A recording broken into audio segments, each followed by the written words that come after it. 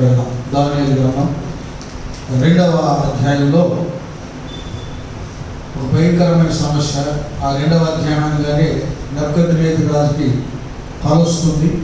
ఆ కళ భావం రెండు చెప్పమని అక్కడ ఉన్నటువంటి ఆ గారే వాళ్ళని, జ్యోతిష్కుని, మంత్రతంత్రాలు చేసే వాళ్ళని, వాళ్ళతో పాటు కల్దీల విద్య భాష నేర్చుకొని అక్కడ ఉన్నటువంటి దానియేలు, షద్రకు, మెషక్, అబేద్నెగో అందరినీ అక్కడ మరి సమావేశపరిచి నేను కలగన్నాను అంటే ఆ కళ ఏంటో చెప్పండి రాజుగారు వాళ్ళని వాళ్ళు అంటాం. ఆ కళ అయితే నేను మర్చిపోయాను, ఆ కళ దాని భావము చెప్పాలని ఇక రాజు తలుచుకుంటే తేనె కొదువు లేదు, దెబ్బల కొదువు. ఇక ఆయన ఏవో ఇది కానీ చెప్పకపోతే మొత్తానికి శిక్షణ చదువు.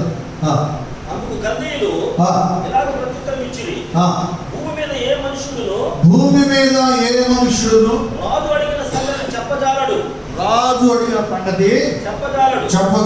ఏ చక్రవర్తియు అధికారియు శక్రుగాని యొద్దను దాడి విద్య గల వారి యొద్దను కల్దీయుల యొద్దను ఇచ్చి సంగతి విచారింపలేదు.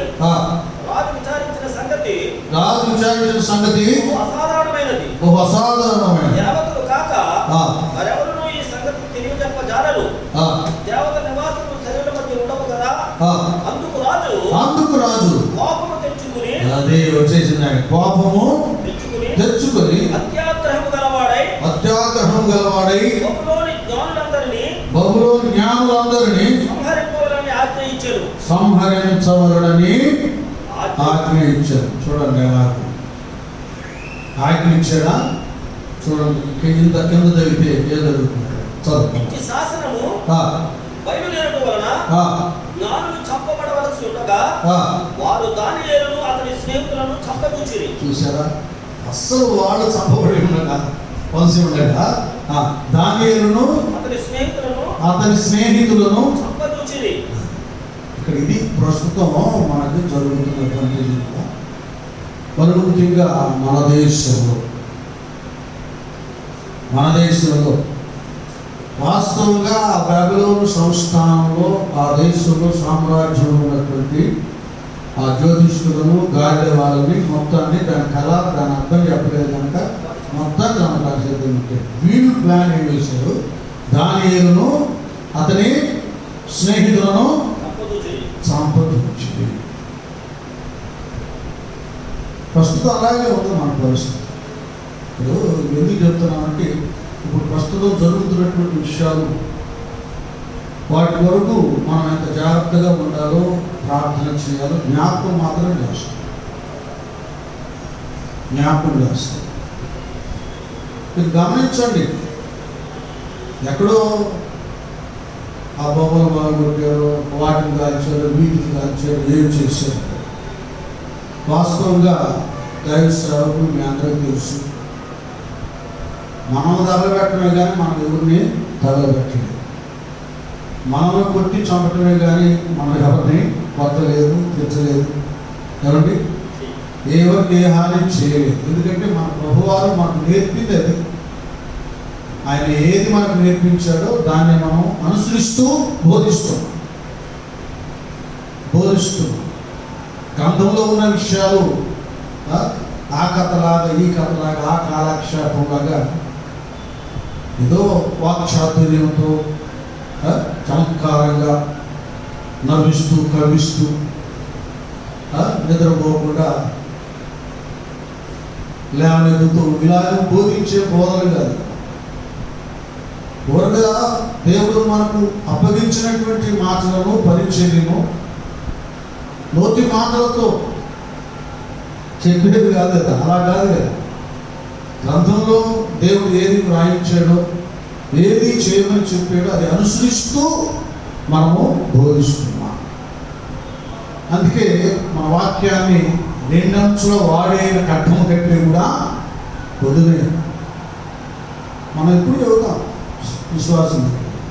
ఆ వాక్యం వినేవాళ్ళను కోస్తుంది, చెప్పేవాళ్ళను కోస్తాం. ముందు మేము పొయ్యబడే సరి చేయబడే బోధిస్తాం. చెప్పేది ఒకటి, చేసేది ఒకటి కాదు. చేసేదేదో భక్తి కాదు, ఇంకొక పని కాదు. ఏది చెప్తున్నామో అది అనుసరించి చెప్తున్నాం. ఎందుకంటే మా ప్రభువారు మాకు నేర్పించాడు. శత్రువుల కొరకు ప్రార్థన చేయమన్నాడు. ఆయనే కల్వరి శిలువలో తండ్రి మీరేమి చేస్తున్నారు, మీరు ఎరుగురు, వీరిని క్షమించమని. అక్కడ కొరడాలతో కొట్టిన వాళ్ళు, ఈటతో పొడిచిన వాళ్ళు, దూషించిన వారు ఎదురుగా ఉండగానే నాశనం అవ్వాలి, అది అవ్వాలి, ఇది అవ్వాలని మా ప్రభు మాకు శాపనార్థాలు నేర్పించవా, మనకు ఓర్పు సహనాన్ని నేర్పించాడు.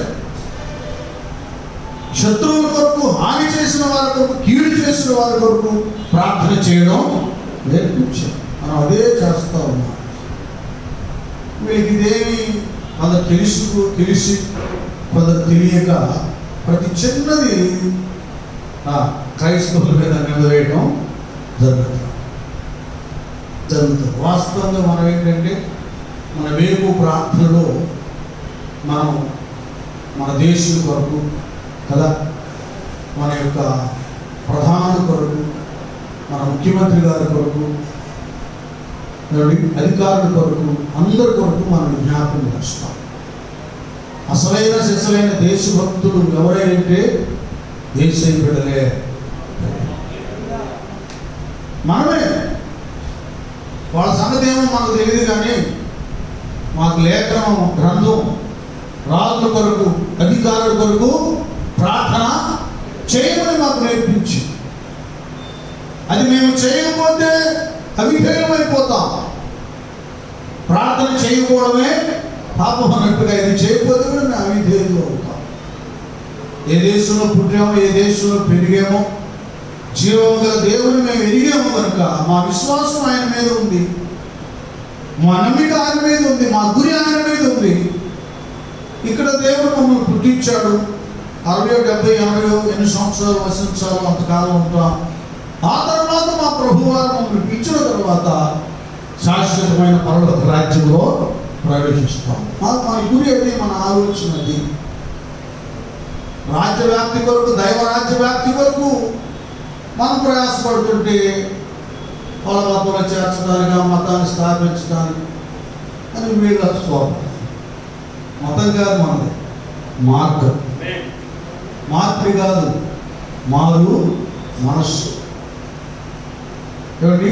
కాబట్టి ప్రతిదీ చిన్నది కూడా దీనికి ఆ రోజుల్లో పాపం దానియేలు, షడ్రకు, మెషకు, అబేద్నెగో కనిపిస్తుంది. అక్కడ 6వ అధ్యాయంలో కూడా ధాన్యాన్ని కొట్టుకోవడానికి ఏమీ దొరకదు. ఏ దొరికింది ధాన్యాన్ని కొట్టుకోవడానికి? తన దేవుని విషయం తప్ప. అతడు రోజుకు 3 మారు ప్రార్థన చేయవాడు కనుక అది అక్కడ వాళ్ళకి, అది వాళ్ళకి ప్లస్. ఆయన మీద నింద వేయడానికి, శిక్ష వేయడానికి.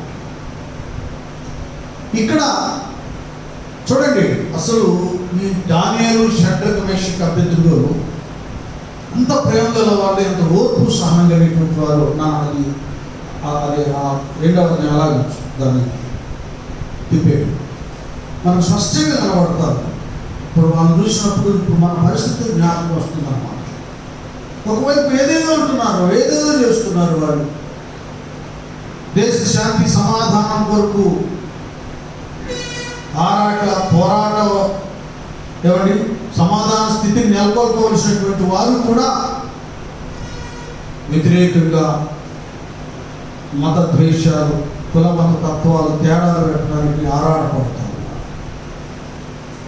చాలా భయంకరంగా ఉంది పరిస్థితి. ఇలాంటి సమయంలో నీవు, నేను, మన అందరం దానియేలును, షడ్రకు, మెషకు, అబేద్నెగోను మనం జ్ఞాపకం చేసుకోవాలి. చాలా భయంకరమైన పరిస్థితి. ఏదో ఒక రకంగా వీళ్ళనే వేసేద్దాం, వీళ్ళనే ఇంటికి ఇచ్చేద్దాం, వీళ్ళే వస్తారు అనేటటువంటి రీతి లేదు. ఎన్నో వచ్చిన చదివాను అన్నది. ఈ శాసనము బయలుదేరడం వలన జ్ఞానులు చంపబడవలసి ఉండగా వారు దానియేలును అతని స్నేహితులను చంపచూచిరి. దానియేలు అతని స్నేహితులను అప్పుడు దానియేలు బబులోనులోని జ్ఞానులను చంపుటకై బయలుదేరిన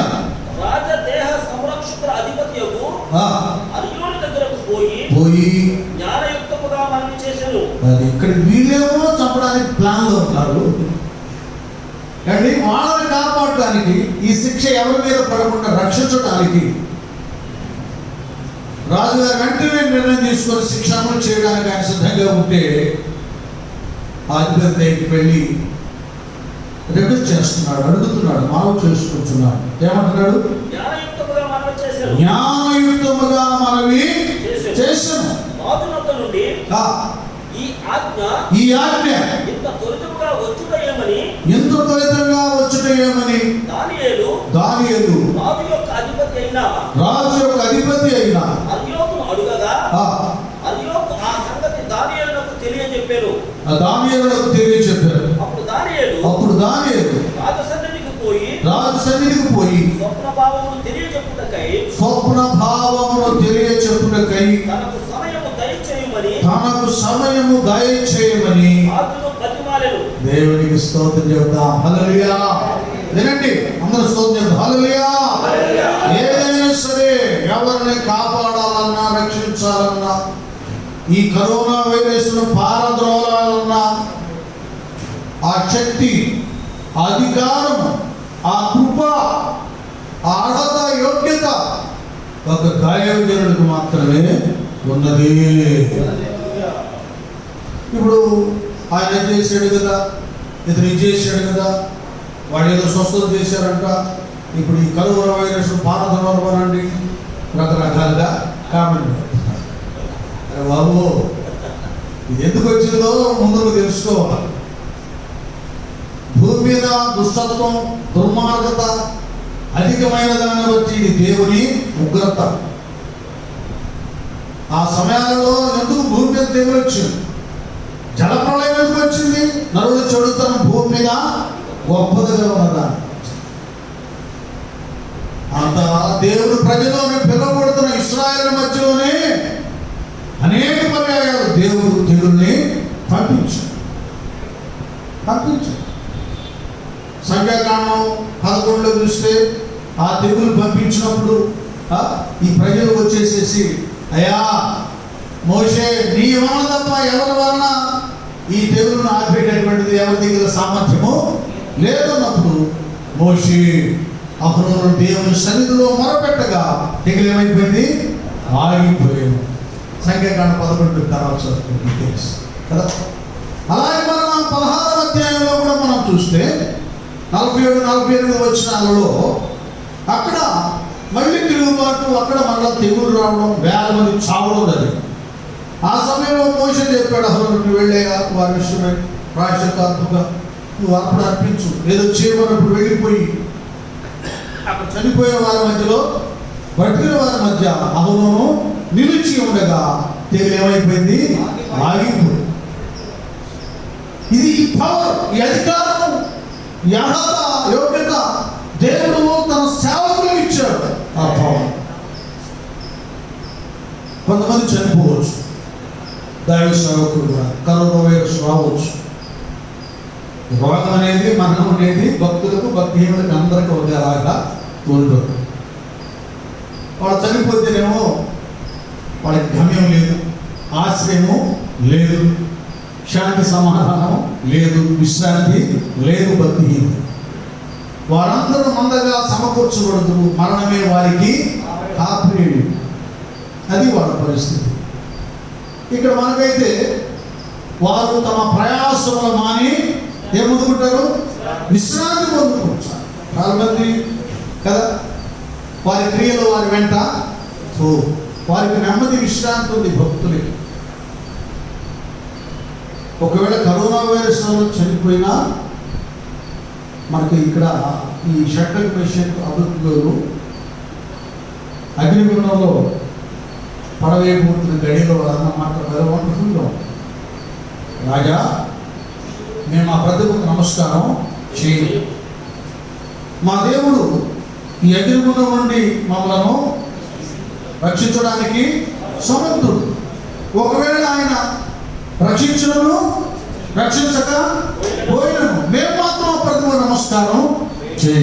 అంటే ఆయన తెలుసు, వీళ్ళు తెలుసు. ఏం తెలుసు అంటే అది పరమందు బుక్ ఒకటి ఉంది, పాత పాట ఒకటి ఉండే, దేవుని సముఖ జీవకవిలలో నీ పేరున్నదా,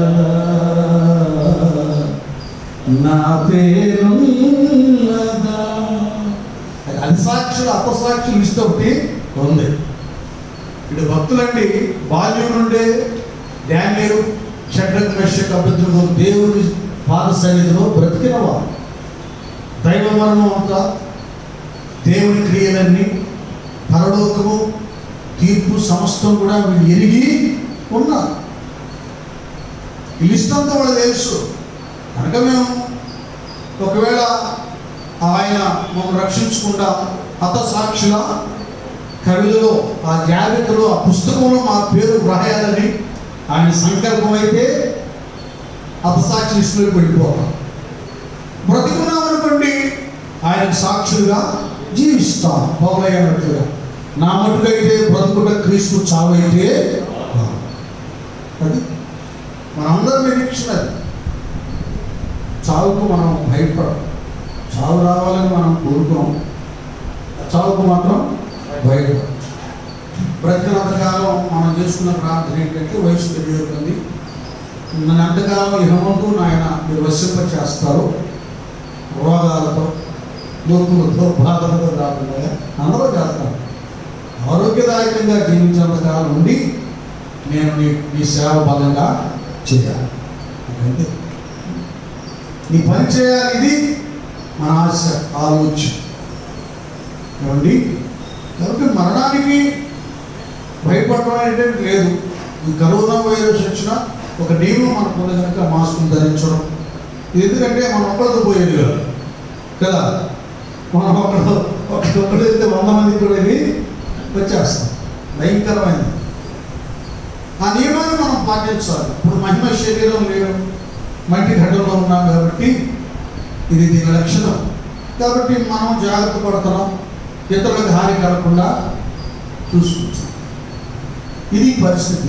కొంతమంది సేవకులకు తెలుసు, అక్కడ అది స్వర్ణపాలి సార్ విజయవాడ, అక్కడ మరి జగ్గైపాటి దైవ సేవకురాలు అక్కడ అగ్ని కాలిపోయి చనిపోవడం జరిగింది. అంత మాత్రం వాళ్ళు బతిగా దేవుడు కాపుతారు లేదా, అదే ముసలాలయం గారు బాగా దృఢంగా బలంగా ఆరోగ్యంగా ఉన్నారు. అంత మట్టుకుంది ఈ హమందు వారు పరిచయం చేయడానికి. ఈ కొద్ది కాలంలో ఎంతమంది మనం చూస్తున్నాం. 60 సంవత్సరాలు రాకమునిపే గొప్ప గొప్ప దైవ సేవకులు, జ్ఞానయ్య గారు కానీ, గాయరాజు గారు కానీ, అక్కడ మనం రామగుండంలో సురేష్, ఇలాంటి గొప్ప గొప్ప దైవజనులు వెళ్ళిపోయారు. ఏమైనా భక్తిలా లేకపోతే ఏమైనా తప్పు చేశారా, అంత మట్టికి దేవుడు ఇచ్చారు. మరి మా తమ్ముడు నాకంటే తెచ్చన్నాడు, నాకంటే ముందు వెళ్ళిపోయాడు ప్రభుత్వం. ఆయనకి మంచి పేరు సంఘంలో చెన్నయ్య గారు ప్రార్థన చేసి ఇలా స్వస్థతలు, అద్భుతాలు ఎన్నో తరడం, నేను నాకు కోపపడటం, ఏదన్నా దురుస్కారం జరుగుతుంది. కానీ ఒక్క మాట కూడా ఆయన నోట దురుస్కారం అయితే కోపంగా రాదు. అట్లా గొర్రెపిల్లారు ఆయన వెళ్ళిపోయాడు ముందుగా. కానీ భక్తుల విషయంలో కరోనా వైరస్ వచ్చినా, దేవుని చెంతకు వెళ్ళినా వాళ్ళ గురించి మనం ఏ విధమైనటువంటి వ్యాఖ్యానం చేయవలసిన అవసరం, విమర్శించవలసిన అవసరం అసలు లేదు. వాళ్ళ భక్తులు ఉంటే ఆయన మహిమ కొరకు ఈ లోకంలో ఉంటారు, వెళ్ళిపోతే ఆయన చెంత విశ్రాంతి పొందుతారు. అది పరిస్థితి. అందుకే షడ్రక్, మెషక్, అబేద్నెగోలు మా దేవుడు మమ్మల్ని రక్షించడానికి సమర్థుడు. ఆయన ఒకవేళ రక్షించకపోయినా మేము మాత్రం దానికి నమస్కారం చేయాలి. ఈ కరోనా వైరస్ సమయంలో ఇందాక అందరూ ప్రార్థన చేశారు. అంతమంది సేవక కుటుంబాలు ఆహారం లేక కదా, సరైన సౌకర్యాలు లేక అలవడించిన కుటుంబాలు చాలా ఉన్నాయి. మన గట్లలో ఈ తెలుగు రాష్ట్రాల్లో దేవుడు కొంతమంది సేవకులను ప్రేరేపించి చిన్న చిన్న సేవకులకు సహాయాన్ని అందేటట్లుగా చేశారు. చాలామంది ధాన్యం ఇచ్చారు కదా, సరుకులు పంపించారు. రకరకాలుగా ఆ సమయంలో వారి ప్రేమను కదా, ప్రేమ కేవలం సద్వినియోగపరుచుకున్నాడు మాట చెప్పారు. ఆ సమయాన్ని ఆశీర్వాదాన్ని పొందుకోవడానికి అవకాశాన్ని వాడు ఉపయోగించుకున్నాడు.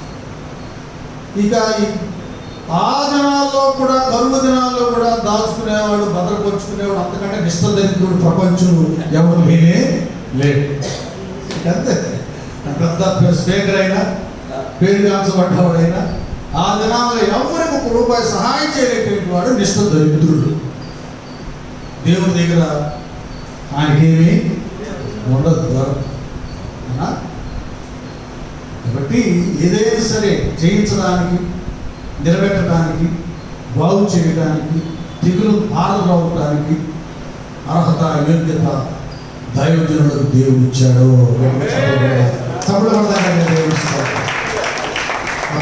దేవుడు వాళ్ళకి ఇచ్చాడు. అది మనం గమనించాలి. ఒకవేళ ప్రస్తుత పరిస్థితుల్లో ఆర్థికపరమైన సమస్యలు, ఇబ్బందులు ఉన్న లోక సంబంధమైన ఇరుకులు, ఇబ్బందులు, అనారోగ్య పరిస్థితులు మన దేవుని రాజ్యానికి వెళ్లకుండా అవి అడ్డంగా ఉండవు, అడ్డుగానే కావు. మన పరిశుద్ధత కాపాడుకుంటూనే భక్తులకి అది అవసరం. దేవుల్లో మనం సరిగా ఉన్నా లేకుండా దేవుడు స్తోత్రం. మా రక్షించేవాడు దాని తగ్గట్టుగా సేవ చేస్తాం. ₹1,00,000 ఇచ్చాడు, దాని తగ్గట్టు సేవ చేస్తాం. ఏమండి, అసలు ఏమీ లేదనుకో దానికి తగ్గట్టుగా చేస్తాం. ఉన్నా లేకున్నా సేవ మాత్రం ఆగేది కాదు. అంతే.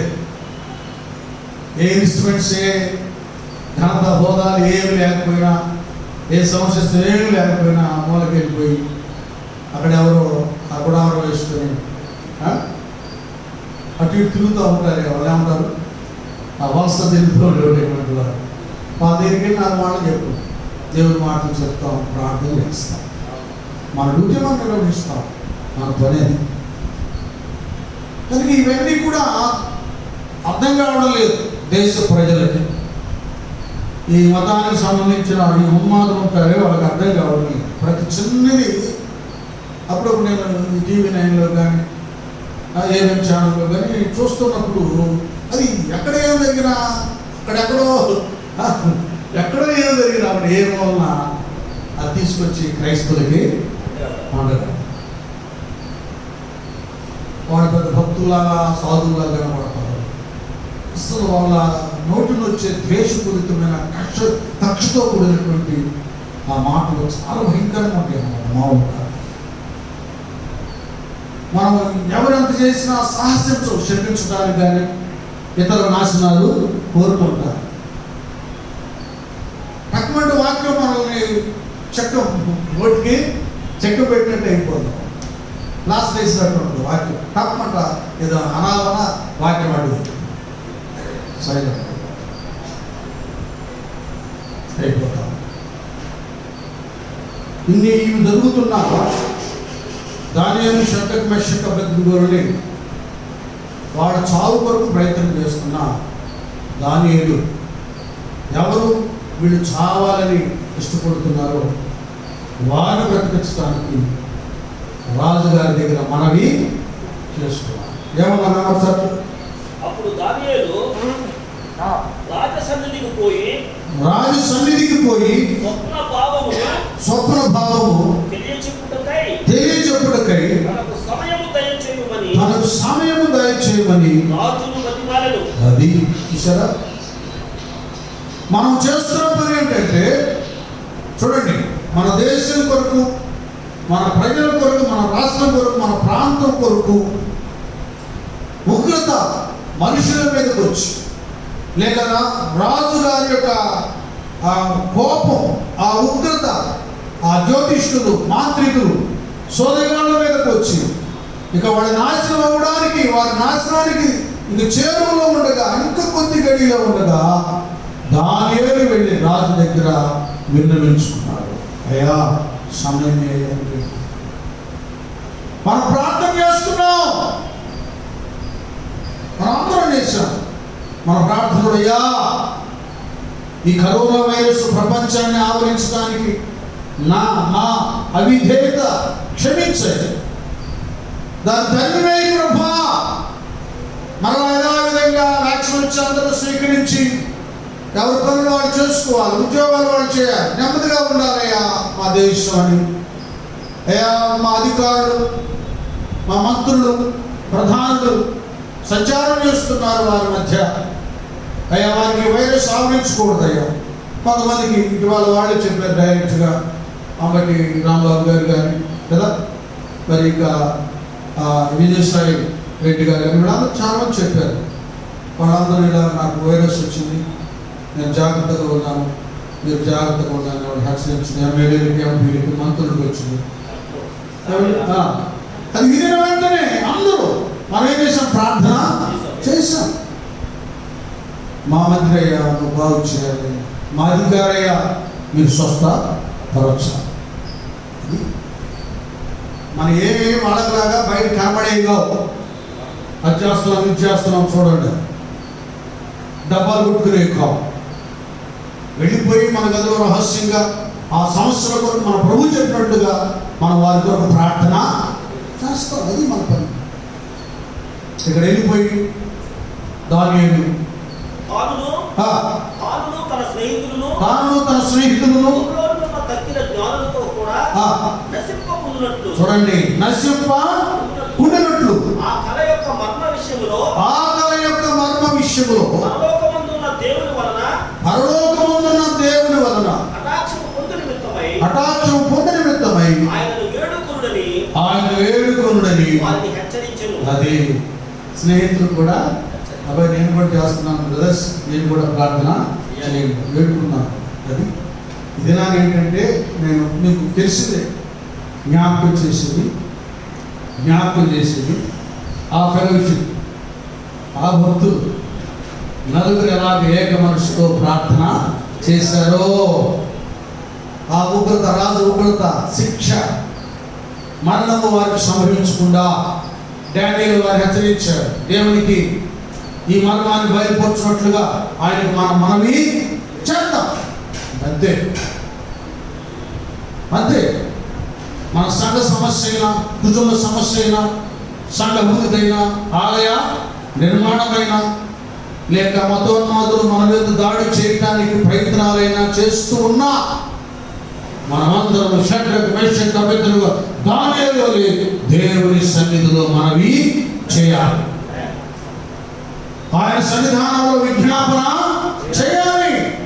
మనకు ఒక వరాన్ని ఇచ్చాడు దేవుడు, మనకు ఒక శక్తిని ఇచ్చాడు దేవుడు, మనకు ప్రాణాన్ని ఇచ్చాడు దేవుడు. ప్రార్థన, దాని ద్వారా మనం ఏదైనా జయించాలి. అది స్లోగన్. కలిసి ప్రార్థన చేద్దాం రండి దైవ జన.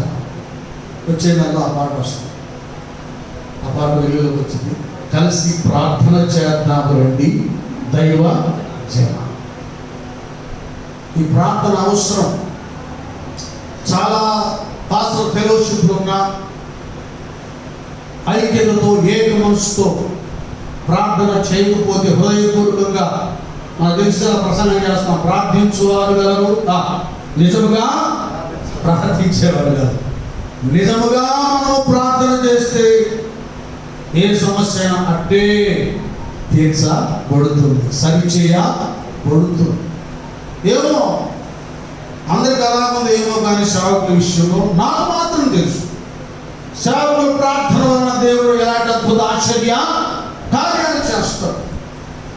సేవకులకు ఆతిథ్యం ఇచ్చడం వల్ల, సేవకులు మన ఇంట్లో అడుగు పెట్టడం వల్ల, వారు ప్రార్థన చేయటం వల్ల, వారు ఉపసించడం వలన, వారి విజ్ఞాపన చేయటం వలన, వారి ఐక్య ప్రార్థన వలన మేలు ఏమిటో, ఉపకారాలు ఏమిటో, దీవెనలు ఏమిటో, ఘనత ఏమిటో నేను బాగా గట్టిగా చెప్పకూడదాను. దేవుడికి దేనికైనా మనమే ప్రార్థన చేసినప్పుడు వాటిని సాధించడానికి సామర్థ్యము, శక్తిని, అర్హతను, యోగ్యతను దేవుడు మనకిచ్చాడు. దానియేలు అంతా ఒకసారి గమనించాడు. ఇప్పుడు మనం ఒక మనసుతో దేవుని దగ్గర ప్రార్థన చేయకపోతే అటు వాళ్ళందరూ కదా, జ్యోతిష్కులు వాళ్ళంతా నశించిపోతారు, మనకు కూడా నాశనం ప్రార్థిస్తుంది. అంటే అర్థం ఏంటంటే అసలు మనం నిర్లక్ష్యం ఉంటామో ఏమో మరి అనేమో. ఏ కష్టానికి శ్రమకి చిన్నగా లింక్ దేవుడు మనకే పెట్టాడు. లేదు లేదు, వాడు మంచోడు, దాని శకులు డెబ్రిలు ఆ యవనస్తులు గుడ్, వాళ్ళకి ఎందుకులే వెన్నే చంపేద్దాం అనేటటువంటి రాజుగారు అలా మొత్తానికి పెట్టేశారు. అంటే ఇది వారిపై ఒక భారము బాధ్యత. ఇప్పుడు వాస్తవంగా దేవుడికి అసాధ్యమైంది ఏది లేదు. ఐగుప్తులో ఇశ్రాయేలు కూడా ఉన్నారు. ఐగుప్తులో మరి రాజు వరకు దాసుడు వరకు వారిని తొలుచు పిల్లలందరూ చచ్చారు కదా. అలాగే తెగులు వాళ్ళలో వచ్చింది, వాళ్ళ నీళ్లు రక్తంగా మారిపోయింది, వాళ్ళ గృహాల్లో నివాసంలో గాఢాంధకారంతో నిండిపోయింది, ఇశ్రాయేలులో వెలుగు. వీడికేమో రాలేదు తెగులు కదండి. ఇప్పుడు లెక్క మార్చాడు. ఈ కరోనా వైరస్ ఉందనుకోండి, భక్తిహీనులకే కాదు భక్తుల మీద కూడా అలాగే వదిలేసేసి, ఇది మన కోసం అనేది మనం అర్థం చేసుకోవాలి. ఏ సమయంలో మా మీద, మా కుటుంబం మీద, మా సంఘ బిడ్డల మీదకి వస్తుందో అని మనకు ఒక బాధ, భయము, దిగులు. ఏమండి, ఒక బాధ్యత మన మీద పడుతుంది.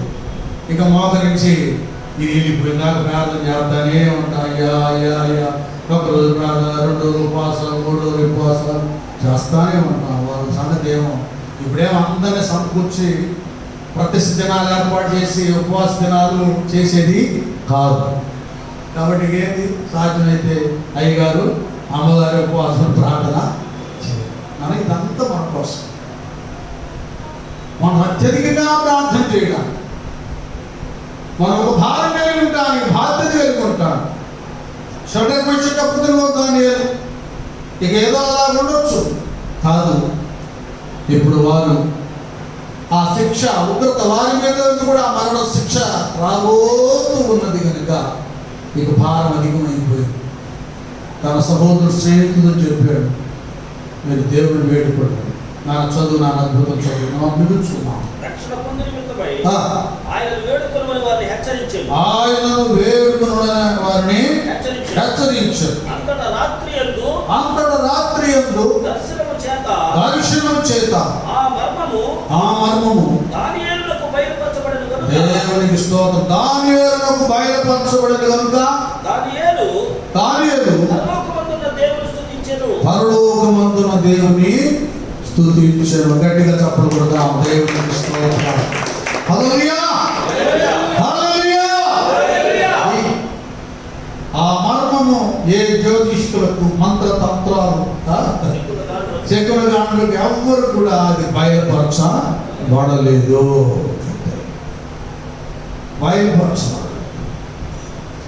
ఆ మర్మము ఈ భక్తుల నలుగురు ప్రార్థన వలన దేవుడు దానియేలుకి బయలుపరచు. మనం చాలా భారంతో ప్రార్థన చేస్తున్నాం. ఆ వ్యాక్సిన్ ఏదో కరోనా వైరస్ పోవడానికి దేవుడు మన దేశంలోనే ఏర్పాటు చేస్తున్నాడు. అలాగే మిగతా దేశ భక్తులందరూ ఏమి సోమరులు కనుక వాళ్ళు కూడా ఇప్పుడు చూడండి పోటీల మీద కదా. రష్యా ఏమంటే, అమెరికా ఏమంటే ఉంది పోటీ లేదు. వాస్తవం ఏంటంటే దీని వెనక భక్తుల యొక్క ప్రైర్ సపోర్ట్ ప్రార్థన ఉంది కదా. చైనా, రష్యా దేశాలు కూడా, నాస్తిక దేశాలు కూడా క్రైస్తవం అనేది అక్కడ కూడా వ్యాపించింది. అక్కడ కూడా భక్తులు ఉన్నారు, విశ్వాసులు ఉన్నారు, అంతా ప్రార్థన చేస్తున్నారు. ఆస్ట్రేలియాలో ఉన్నారు, అమెరికాలో ఉన్నారు, ఇంగ్లాండ్లో ఉన్నారు. అందరూ భక్తులు అందరూ కూడా భారతదేశంలో ఉన్నారు. అందరం ప్రార్థన చేస్తున్నాను. ఇంకా దేవుడు అన్న దేశాల శాస్త్రవేత్తలకు జ్ఞానాన్ని కలుగా చేశాడు. వ్యాక్సిన్ బయటకు వస్తుంది, త్వరగానే ఈ వైరస్ పారిపోతుంది. దేవుని స్తోత్రం. హల్లెలూయా. అద్భుతమైన విషయం ఏమిటంటే ఈ భక్తుల యొక్క ఐక్య ప్రార్థన వలన దేవుడు నెబుకద్నెజరు రాజుకు వచ్చినటువంటి కళను జీవించాడు. ఎలాంటి ప్రతిభ ఆయనకు ఆ కళలో కనబడిందో పెద్ద మళ్ళీ హిస్టరీ, అది పెద్ద సబ్జెక్ట్, అది దాని గురించి మనం కాదు. అది దానికి దేవుడు చేయించాడు. దాని మర్మాన్ని కూడా తెలియచేశాడు. ఆ శిరస్సు ఎవరు కదా, ఇవన్నీ ఉదరము కాళ్ళు ఇవన్నీ ఏంటంటే దాని భావం అంతా కూడా భక్తుడే తెలియచేయడం జరిగింది. దీని ద్వారా ఇంకా ముందుగానే దానియేలు షద్రకు మెషకును చంపేయాలి, వాళ్ళకే శిక్ష పడేటట్టు చేయాలి ఆలోచనలో ఉండగా ఈ ప్రార్థనాపరుడు ఈ భక్తులకు కలిగినటువంటి ఆ గొప్ప స్థానం ఏంటంటే మొదట చూడానా, మొదట జరిగింది ఏంటంటే ఒకసారి మనం 47వ వచనంకి వెళ్దాం. అదే 47వ వచనంకి. మరియు రాజు ఈ మర్మమును బయలుపరచుటకు నీవు సమర్థుడవైతివే. అదే ఇప్పుడు ఈ భక్తుని ప్రార్థన వల్ల, ఈ భక్తుల ప్రార్థన వల్ల దేవుని యొక్క మహిమ ఘనతేమిటో రాజుకు తెలియబడింది. ఈ దేవుడు దేవతలకు దేవుడును రాజులకు ప్రభువును మర్మమును బయలుపరచువాడనై ఉన్నాడని అదే మీ దేవుడు సామాన్యుడు కాదు, దేవతలకే దేవుడే, రాజులకు ప్రభువు. ఆ దేవునికి గొప్ప ఘనతను మహిమను తీసుకొచ్చారు ఈ ప్రార్థన. మన సేవకుల, మన పాస్టర్స్ ప్రేయర్ మన ప్రభువుకి ఘనత మహిమను తీసుకొని రావాలి. ఆ పాస్టర్స్ వారు ఆరాధించే దేవుడు, వారు ప్రార్థించే దేవుడు గొప్ప దేవుడు. కరోనా వైరస్ పాల్గొనగలడు, స్వస్థతను అనుగ్రహించగలడు, మన దేశానికి తీవ్ర దాడి చేయగలడు అనేటటువంటిది మన ఐక్య ప్రార్థన వల్ల కలుగుతుంది ఘనత. ఎవరికి వారుగా ఉంటే ఆయన దేవుడు, ఈ దేవుడు, నేను వెళ్ళాలా, చేయాలా, వినాలా, చూద్దామని అన్నట్లుంటే ఏం జరుగుతుంది కార్యం చెప్పండి. ఫెలోషిప్లో కూడా సరైన ఐక్యత లేక, సమానత్వం లేక, ఏకత్వం లేక, ఒకరొకరు అపార్థాలు చేసుకుంటున్న దాన్ని బట్టి ఏ కార్యాలు జరగటం లేదు. అందరూ ఒక మాట లేదు కదా, అందరి కొరకు ఒక్కడి కొరకు అందరూ ఒకట్లు ఉండాలి. ఒక వ్యక్తికి కష్టం వచ్చింది అనుకోండి, అందరూ తన కష్టంగా భావించాలి, అక్కడ కార్యం చెయ్యాలి, క్రియను చూపించాలి. అట్లా నా మంది కొడుకుంది, అట్లాగా నా బాగాలేదా, ఆమె దారి కట్టుందా, దొడ్డు మాటలు దారిపోయేవాళ్ళు కూడా చెప్తారు. దాన్ని చూసి ఆలోచించాలి, దానికి ఏం చేయాలో పరిష్కారం చూడాలి, దాన్ని చేయాలి. అంతే.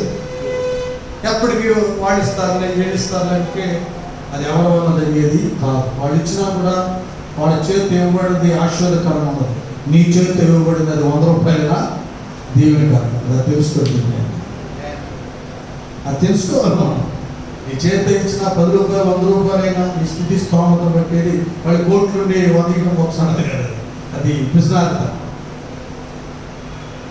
మన స్థితిని స్తోమతను బట్టి శ్రమలో, కష్టంలో, ఇబ్బందుల్లో ఉన్నటువంటి వారిని ఆదుకోవలసిన బాధ్యత అన్ని విధాలుగా ప్రార్థన చేయడం మాత్రమే కాదు. ఏమండి, క్రియలు లేని విశ్వాసం మొత్తం క్రియలు కావాలి. అది మనలో ఉంది. మన ఐక్య ప్రార్థన, మన ఐక్య సహకారం, ఏక మనసుతో కలిగిన ఉపకార బుద్ధి ఫెలోషిప్కి అంతంత అభివృద్ధిని, ఆశీర్వాదాన్ని, ఘనతను తీసుకుని వస్తుంది. అంతే. మీరు చూడండి, ఇన్ని ఫెలోషిప్లు అయినా మీరు చూడండి, వారిలో సరైన ఐక్యత, ప్రేమ, నిస్వార్థం, ఏక మనస్సు, ఇది త్యాగము లేనంత కాలం ఆచారబద్ధంగా కూడుకుంటానికే ఫెలోషిప్లు.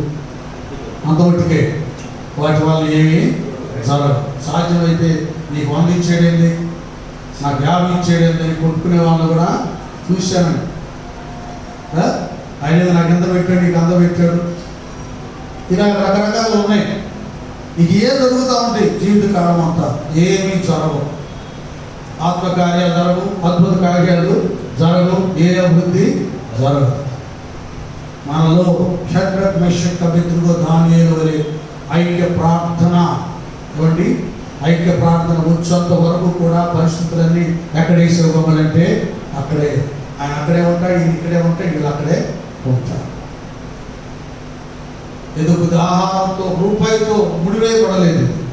అసలు మీరేమో ప్రభావం ఉంది, మీ ప్రార్థనలోనే శక్తి ఉంది. సరైన రీతిగా మనం విజ్ఞాపన చేస్తే ఆజ్ఞలోబడి ఆకాశ వాక్యాలను నింపి పట్టణాలంతా విస్తారమైన ఆశీర్వాదాలను దేవుడు కుమ్మరిస్తాడు. గట్టిగా కాకుండా దేవునికి మన దేవునికి మహిమ వస్తుంది. ఒక వండర్ఫుల్ ఏంటంటే ఇక్కడ అప్పుడు రాజు దానియేలును బహుగా హెచ్చించి, అదే నడిపింది కదా, దానియేలును బహుగా హెచ్చించి అనేక గొప్ప దానములిచ్చి అతనిని బబులోను సంస్థానం అంతటి మీద అధిపతినిగాను బబులోను జ్ఞానులందరిలో ప్రధానునిగాను నియమించారు. తర్వాత వాళ్ళు కూడా ఇచ్చారు. అంతటా దానియేలు రాజునంత మనవి చేసుకొనగా రాజు షడ్రకు మెషకు అబేద్నెగో అనువారిని బబులోను సంస్థానముల మీద విచారణకర్తలుగా నియమించారు. ఇప్పుడు గట్టిగా తప్పుడు పడతాం. ఇప్పుడు మనం ఏం చేస్తాము, మనకి మనమే మింగేస్తాం. ఈవేళనే $1,00,000 $2,00,000 మన చర్చికి, మనకి, మన సంఘాలకి, మన సొంతంకి. పేరేమో ఫెలోషిప్, మిగటమేమో సొంతం. వాస్తవం నేను అబద్ధాలు చెప్పలేదు. ఇలాంటి వాడు కూడా లేక పోలేదు. నేను ఎందుకు ఒకటి ఫెలోషిప్ పెట్టి ఎందుకు ప్రెసిడెంట్ నేను ఎందుకు ఉండలేదు చెప్పడా, ఇందుకే ఏమవుతానో చేతికి రాగానే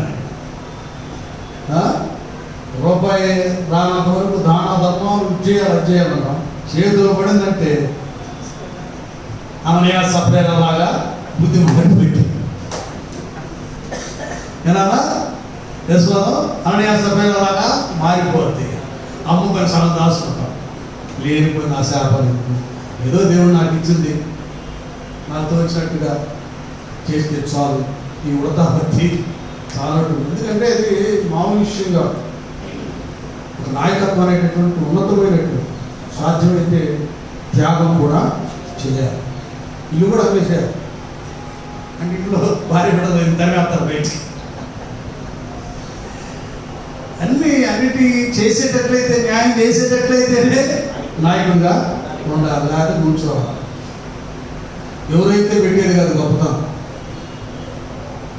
మనలో నుండి ఆ సమర్పణ, ఆ త్యాగం బయటికి రావాలి.